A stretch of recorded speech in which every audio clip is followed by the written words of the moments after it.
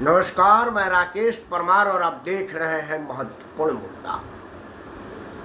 मित्रों, महत्वपूर्ण मुद्दे में सबसे महत्वपूर्ण विषय तो आज ये था कि महाराष्ट्र के रायगढ़ में मुंबई से करीब 150-200 किलोमीटर दूर समुद्री तट पर एक लावारिस बोट देखा गया है, जिसमें कुछ प्रतिबंधित हथियार मिले हैं।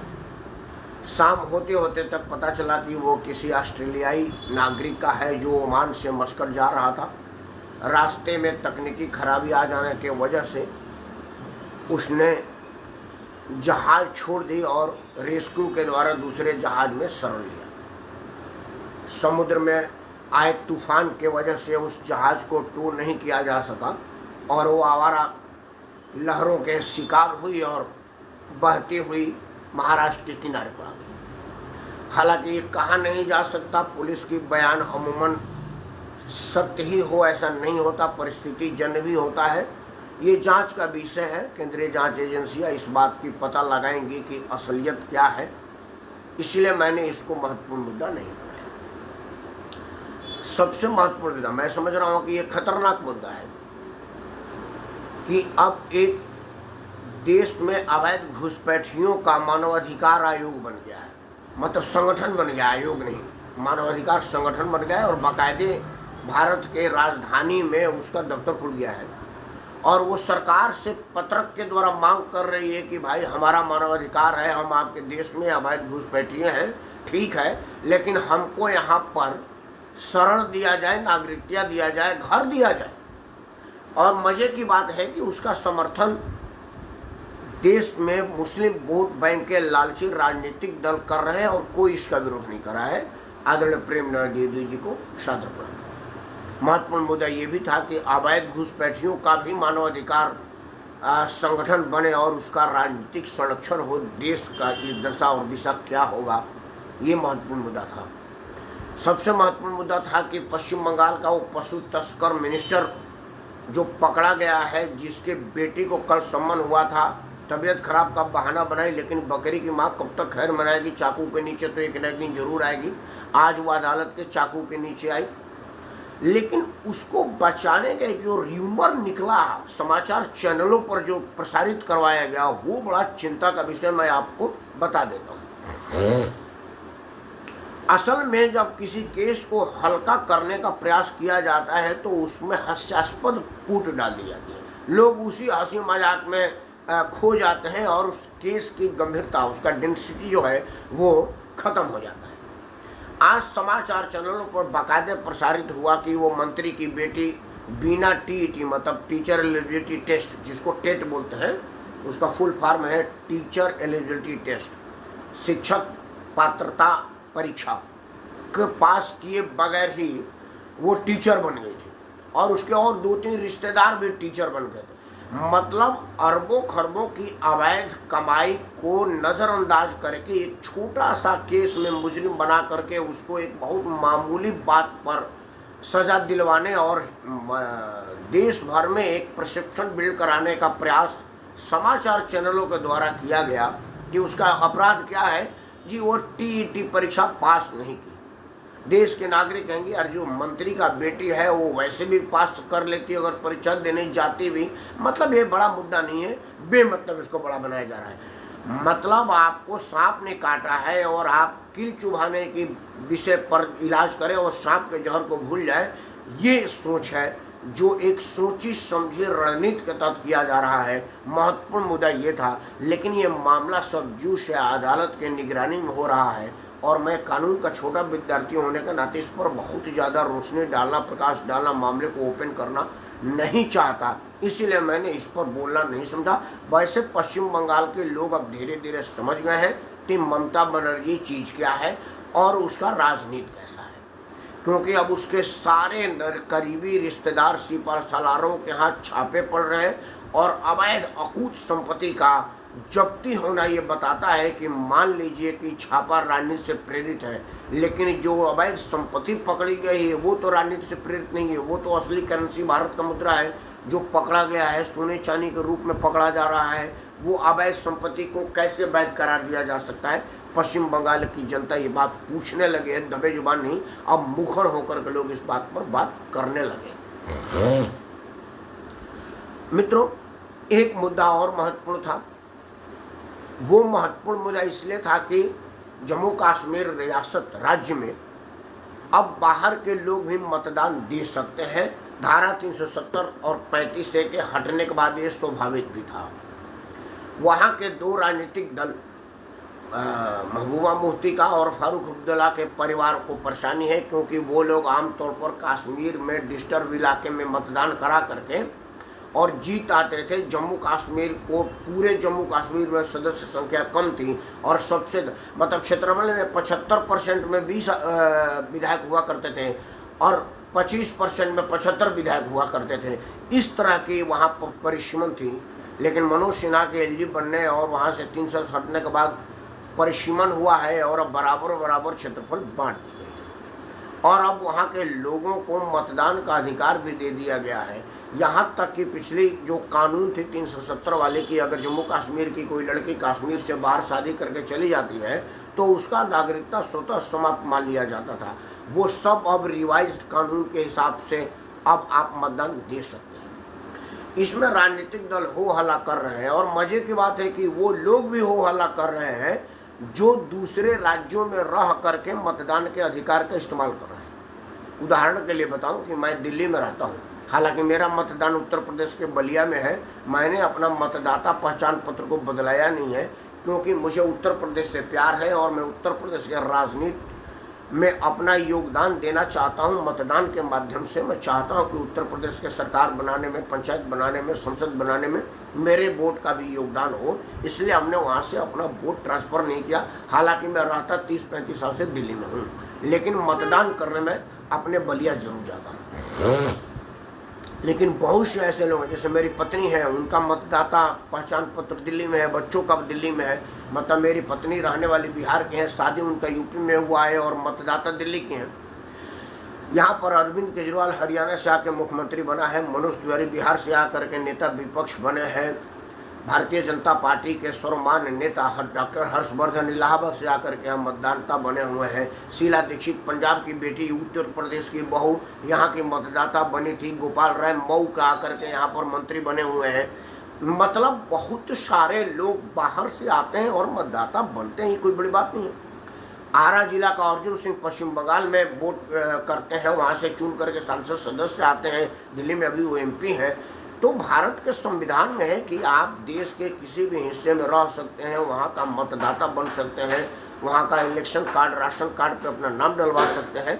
ये कोई गैर कानूनी नहीं है। और अब धारा 370 हट जाने और एक विधान एक निशान और एक संविधान लागू होने के बाद जम्मू कश्मीर में भी ये होगा, ये कोई बहुत आश्चर्यजनक बात नहीं है।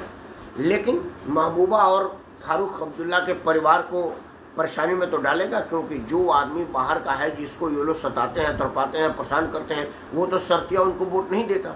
तो जो वोट नहीं देगा उनको वोटर लिस्ट में नाम डालने का विरोध करेंगे, स्वाभाविक है। लेकिन इससे कानून पर कोई फर्क नहीं पड़ने वाला है। लेकिन मित्रों, मैं आज का जो विषय चुना हूँ वो विषय है कि बिहार में जंगल राज सड़क पर आया है या सदन में भी आ गया है। ये एक बड़ा महत्वपूर्ण मुद्दा है। सड़क पर तो आप लोगों को दिख रहा होगा कि एक कंकड़बाग इलाके, मतलब पटना का भीड़ भड़ा इलाका कंकड़बाग में सरेआम दिन में एक लड़की के भेजे में गोली मार गया, बट वो निशानची थोड़ा कमजोर था, सर के जगह गर्दन में लग गया। लड़की बेचारा उपचाराधीन है, ईश्वर उसके प्राणों की रक्षा करे। एक बैंक वाले को बंदूक दिखा करके लूट लिया गया। एक मॉल में लूटी हो गई। सड़क पर एक मिलिट्री वाला सवेरे ट्रेन पकड़ने जा रहा था, उसको सरेआम गोली मार दिया गया। ये सब तब हुआ जब अभी 4-5 दिन से निजाम बदला हुआ है। शुरुआत तो तब हो गई थी जब टीवी में आ गया कि नीतीश कुमार कल कोई बड़ा हंगामा करने वाले हैं, शायद भारतीय जनता पार्टी से छोड़ दें। मैंने भी लिखा था कि कल या परसों नीतीश कुमार पल्ला बदल लेंगे। हमारे इस खबर को पढ़ करके गोपालगंज में बंदूक का रैली निकाला गया। कई जगह अवैध असलहों का प्रदर्शन किया गया, क्योंकि लालू प्रसाद के बेटे ने कहा है कि 10 लाख हम रोजगार देंगे, तो नीतीश कुमार का 20 लाख देंगे, क्योंकि वो लालू प्रसाद के लोग, लाखों लोग रोजगार में लग गए। ये जो गोली मारा वो रोजगार है, जिसने मिलिट्री वाले को मार दिया वो भी तो रोजगार है, जिसने बैंक लूटा। अरे रोजगार का मतलब थोड़े कि पुलिस, मिलिट्री, बैंक और पोस्ट ऑफिस में नौकरी करेंगे, सड़क पर लूट करेंगे, मतलब तो कमाई से है। तो लालू परिवार तो अपने लोगों का रोजगार शुरू से देता रहा, मशहूर इस बात के लिए है। तो इन सब चीजों को देख करके आपको लग रहा हो कि जंगल राज सड़क पर आ गया, लेकिन मैं तो मशहूर ही हूं गंभीर मुद्दा उठाने का। जो कोई नहीं उठाता उस पर मैं चर्चा करता हूं, जिस पर समाचार चैनल वाले चर्चा नहीं करते या नहीं करने दिया जाता उस पर विचार विमर्श और निष्कर्ष मैं बताता हूं, जितनी मेरी बुद्धि है, आप लोगों के आशीर्वाद से, आप लोगों की वजह से। मित्रों, सड़क पर जंगल राज है ये तो दिख रहा है, लेकिन क्या है आपको सदन के अंदर मुख्यमंत्री आवास में और मुख्यमंत्री के कार्यालय तक जंगल राज पहुंचा ये नहीं दिख रहा है? मित्रों, भारत का संविधान ये कहता है कि मंत्री परिषद का गठन करना प्रधानमंत्री का प्रोरोगेटिव है अगर मामला केंद्र का हो, और मुख्यमंत्री का विशेष अधिकार है प्रोरोगेटिव अगर मामला राज्य सरकार का हो। किसे मंत्री बनना है और किसे मंत्रिमंडल से हटाना है, किसको कौन सा मंत्रिमंडल देना है, किसको किस स्तर का मंत्री बनाना है, मतलब कैबिनेट बनेगा, राज्य बनेगा, उप मंत्री बनेगा, कनिष्ठ मंत्री बनेगा, वरिष्ठ मंत्री बनेगा, यह सब मुख्यमंत्री का विशेषाधिकार है। वो किसको चाहेगा अपने राजनीतिक नफा नुकसान के लिए, उसकी राजनीतिक उपयोगिता के लिए, वोट बैंक राजनीति के लिए, सर्व समाज के समाहित के लिए, सभी वर्गों के समावेश के लिए, वो उसका अपना सोच है। इस पर कोई कानून का प्रतिबंध उसके ऊपर नहीं है। लेकिन ये कहने के लिए है, बिहार में मुख्यमंत्री आवास, निवास और कार्यालय तक में जंगल राज आ गया, इस बात का परिणाम मैं नहीं कह रहा हूँ। ये बिहार के अभी वाले मुख्यमंत्री श्रीमान नीतीश कुमार ने पत्रकार वार्ता में कहा, खबरिया चैनलों के पूछे प्रश्नों के जवाब में कहा, ये मैं नहीं कह रहा हूँ। फिर से एक बार क्लियर कर दूँ आपको, बिहार के मुख्यमंत्री आवास में, कार्यालय में, निवास में और मुख्यमंत्री के पास में जंगल राज चला गया, ये मैं नहीं कह रहा हूँ। ये स्वयं नीतीश कुमार ने समाचार चैनल के पूछे पत्रकारों के सवाल के जवाब में दिया है। सवाल क्या था? सवाल ये था कि पत्रकारों ने पूछा कि नीतीश कुमार आपका मंत्रिमंडल तो गजबे है भाई। एक पिक्चर आई थी अंधा कानून अमिताभ बच्चन का, उसमें जब अमिताभ बच्चन पुलिस की नौकरी छोड़ करके राजनीति में आता है तो मुख्यमंत्री बनने के बाद उसका राष्ट्रीय अध्यक्ष मतलब कादर खान और उत्पल दत्त, इन दोनों लोगों ने एक लिस्ट दिया कि इनको मंत्री बना दो। तो वो मंत्री मतलब पढ़ रहा है कि आप फलाने जी, अच्छा आप ही है ना जो जाली नोटों का सप्लाई करते हैं? जी मैं हूँ। हाँ, तो वित्त मंत्री अब आपसे बढ़िया कौन होगा? फूड और प्रोसेसिंग मंत्री। अच्छा आप वही के जहर वाले दूध से बच्चे मर के? जी जी जी। हाँ, तो फूड अब आपसे बढ़िया कौन होगा? आप वही है ना जिनका देश में दंगा फसाद कराने का में? जी जी। हाँ, तो गृह मंत्रालय अब आपसे बढ़िया कौन होगा? वगैरह वगैरह वगैरह। ये सिनेमा का था, ये रील की बात है। अब रियल पे आते हैं नीतीश कुमार के मंत्रिमंडल में। नीतीश कुमार का कृषि मंत्री, हालांकि मैं जरा उनके प्रति थोड़ी सी नरम रहना पसंद करूंगा कि वो तो मेरे रिश्तेदार हैं, रिश्ते में सीधे साले लगते हैं। जगतानंद बाबू के बेटे हैं और उनके बेटी से हमारे आदरणीय बड़े भाई दिग्विजय सिंह की शादी है और दिग्विजय सिंह के साले लगते हैं बाबू साहब, और उन्हीं पर चावल घोटाला का इल्जाम है। और घोटाला भी कुछ छोटा मोटा नहीं। वो बाबू साहब के पास राइस मिल है, मतलब चीनी चावल का मिल है, धान को प्रोसेस करके चावल बनाने का कारखाना उनके पास है। दो मिल है उनके पास। बड़े आदमी हैं उनके पिताजी और चाचा जी दोनों। अभी तो चाचा जी खैर, पिताजी दोनों लोग बिहार का राजनीति में पूर्वोधा थे। जगतानंद बाबू और सत्यानंद बाबू मतलब दोनों लोग राम लक्ष्मण की तरह से थे और उन्हीं के ये बेटे हैं। मेरे रिश्तेदार हैं का मतलब ये नहीं है कि उन पर इल्जाम हो तो मैं उस पर चुप लगा जाऊं, क्योंकि ये मेरा पहचान नहीं है। तो उनकी राइस मिल है, मैं जानता भी हूँ निजी संबंध होने के नाते। राइस मिल को लालू जी के मंत्रिमंडल के टाइम में, जब लालू और नीतीश का मंत्रिमंडल था, तो बिहार सरकार धान दी प्रोसेस करके बिहार सरकार को लौटा देने के लिए, मतलब आप ठेठ भाषा में समझिए जैसे आप अपने गांव में धान कुटी मिल में जा करके धान देते हैं और वो चावल कूट के आपको दे देता है। आप आटा चक्की पर ले जाते हैं, गेहूँ देते हैं और वो आटा पीस करके आपको दे देता है। उसी तरह से बिहार सरकार धान देती है मिलों को कि वो चावल बना के उस सरकार को लौटा दे और वो अपना राशन के माध्यम से, कोटे के माध्यम से गरीबों में वितरित करें। लेकिन बाबू साहब मंत्री थे, धर्मस्थ थे, उनके पिताजी मंत्री, उनके चाचा जी मंत्री, सैया भय कोतवाल, तो वो चावल लौटाएंगे क्यों? तो चावल लिया तो उन्होंने जरूर था, लेकिन लौटाया नहीं। अखिलेश गौतम जी को नमस्कार। यही उन पर घोटाला है। तो ये घोटाला है कि लूट है, ये आप बताइएगा। अरे भाई, सरकार ने चावल दिया तो लौटाने की जगह हड़प कर गए, तो ये लूट है कि घोटाला है? बाबू साहब दिया। तो उनको कृषि मंत्री दिया गया, क्योंकि कृषि मंत्रालय में धान वान की लूट की उनसे ज्यादा विशेषज्ञता लालू प्रसाद के किसी और लोगों में नहीं रही होगी। अब आते हैं उनका कानून मंत्री। कानून मंत्री खुद ही कानून से भागा हुआ फरार मुजरिम है, जिसको न्यायालय कह रही है हाजिर हो। कार्तिकेय सिंह हर हाल में हाजिर हो। उसको कानून का मंत्रालय दिया गया है, क्योंकि कानून तोड़ने की जो विशेषज्ञता उनके पास है।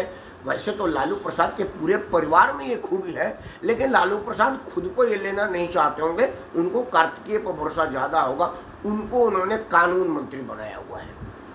लेसी सिंह पर मर्डर और कई चीजों का इल्जाम लगाया है, इसलिए उसको मर्डर मंत्री बनाया हुआ है। ये मैं नहीं कर रहा हूँ, ये अपने जनता दल यू की खुद की विधायिका वहीं पूर्णिया की रहने वाली है और नीतीश कुमार के पार्टी की विधायक है। उसने ही अपने पार्टी की विधायिका, अपने पार्टी के विधायक ने इस तरह का भंडाफोड़ किया है, कुछ केसों का रेफरेंस देकर। और भी कई है, मतलब और कई लोग हैं, मतलब कितने लोगों का नाम लूँ, मतलब ये 2-4 बानगी आपको बता दिया।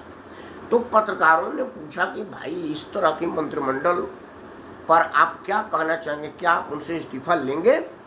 तो उन्होंने बोला कि देखिए, ये काम मैं उप मुख्यमंत्री के जिम्मे देता हूँ।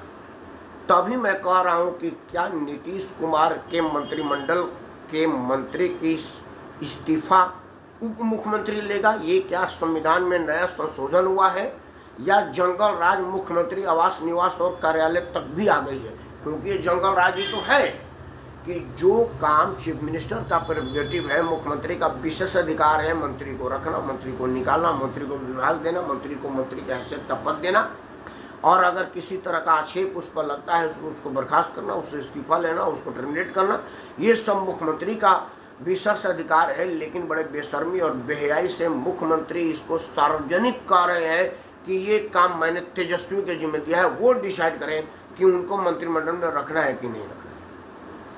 अब आप संविधान की जय बोलिए। और बिहार की ऐसी पवित्र भूमि थी जहां से लोकतंत्र का स्थापना हुआ। आपको जान करके आश्चर्य होगा कि दुनिया में सबसे पहले लोकतंत्र का स्थापना लिच्छवी से हुआ, जो बिहार राज्य में है।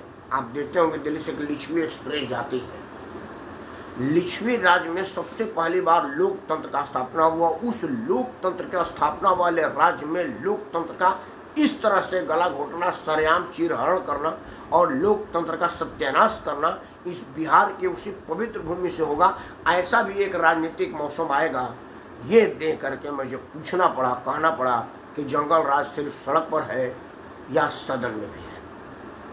अब आते हैं, अगर मुख्यमंत्री ने उप मुख्यमंत्री को अधिकृत कर दिया है तो मुख्यमंत्री का बयान। जब उप मुख्यमंत्री से पूछा गया कि भाई, माननीय मुख्यमंत्री ने कहा है कि भाई मेरी तो कोई औकात हैसियत है नहीं, मुझे तो हर हाल में मुख्यमंत्री बने रहना है, चाहे इसके लिए लालू प्रसाद यादव का परिवार रोज 5 जूता मारे या मुझको अपमानित करे, मुख्यमंत्री में बने रहना चाहता हूँ, तो इस पर आप क्या कहेंगे? क्या आप मंत्रिमंडल से मंत्रियों का इस्तीफा लेंगे जो इन पर दाग है?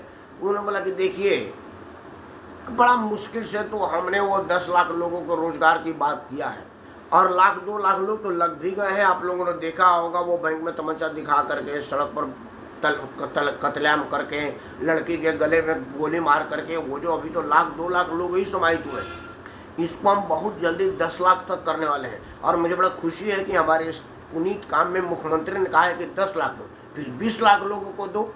अरे देश में, बिहार में संपत्ति की कमी नहीं है, क्योंकि आईएएस जिस गली में खोजोगे 2-4 आईएएस मिल जाता है बिहार में। उद्योगपति भी मिल जाते हैं, पढ़े लिखे विद्वान भी मिल जाते हैं। तो ये सब पैसा कमा के क्या करेंगे? आप लोग कुछ कमाओ इनके साथ रह करके। तो 20-30 लाख लोग, तो जब मुख्यमंत्री और उप मुख्यमंत्री दोनों ही रोजगार देने पर आमादा हो गए हैं, तो अब आप इन लोगों को मंत्रिमंडल से हटवा करके रोजगार छीनना चाहते हैं। सीधे मुख्यमंत्री और उप मुख्यमंत्री ने यह बयान जारी कर दिया है। अब मैं अफसोस करूं, खुशियां मनाऊं, या इस बात का मातम मनाऊं कि इस देश में आरक्षण और जातीय आधार पर राजनीति किस हद तक लेके गई है। आप देख लीजिए कि अगर जातीय विष बैल इस देश में नहीं बढ़ाया गया होता भारत के संविधान निर्माताओं ने जानबूझ करके अंग्रेजों के उकसावे, इशारे और बहकावे पर देश में आरक्षण का तलवार लगा करके समाज को नहीं बांटा होता, आज 7वीं में 7 बार फेल आदमी इस तरह की बकवास करने के साहस नहीं कर पाता, क्योंकि वो किसी खेत में मजदूरी कर रहा होता। और नीतीश कुमार सार्वजनिक बेहयाई से ये कहने की साहस नहीं जुटा पाते कि ये काम मैं उप मुख्यमंत्री को छोड़ दिया। तो क्या बिहार में जंगल राज सदन में है या सड़क पर है या दोनों जगह है, ये मैं आप पर छोड़ता हूँ। मेरा मानिए तो जंगल राज मुख्यमंत्री निवास, आवास और कार्यालय तक आ गया है, बिहार के प्रशासन में आ गया है। और जहाँ शासन प्रशासन में ही जंगल राज आए, उस राज्य का तो भगवान ही मालिक है। परमपिता परमेश्वर, पटन देवी की पटना वाली पटन देवी, पटना शहर वाले हनुमान जी, और वाहे गुरु, चूँकि सिखों के दशमेश गुरु भी उसी पटना में हैं, पीर पैगंबर भी पटना के लिए हैं, और कई मशहूर जगह वहाँ पर है। ऐसी पावन पवित्र भूमि की रक्षा परमपिता परमेश्वर करे। इन्हीं प्रार्थना के साथ मैं राकेश कुमार आप सबको सादर करता हूँ। जय हिंद, वंदे मातरम।